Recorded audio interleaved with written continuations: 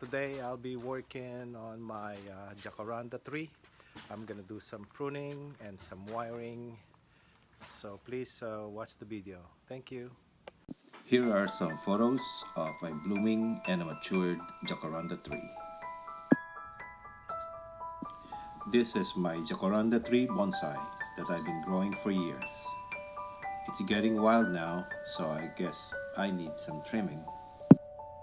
So I'm gonna cut the overgrown branches and do some wiring too. I'm gonna start on the top and go from there.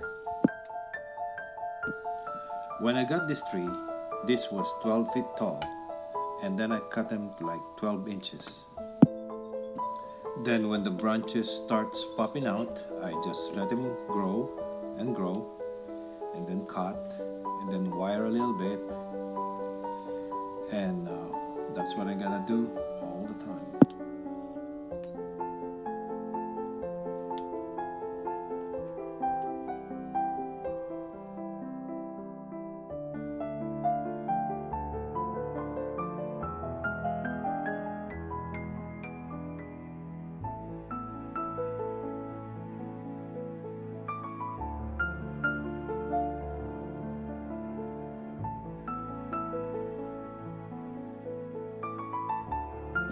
I will just do the guy wire for now, just to pull the branches down.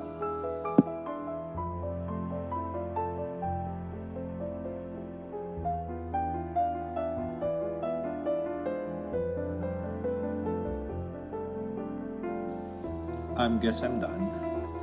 That's about it for now, and I'm just gonna let it grow and repeat the same process in fall.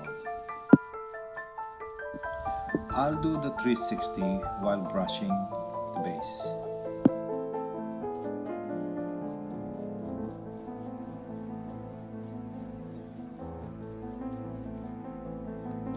Here it is. Here's how it looks for now.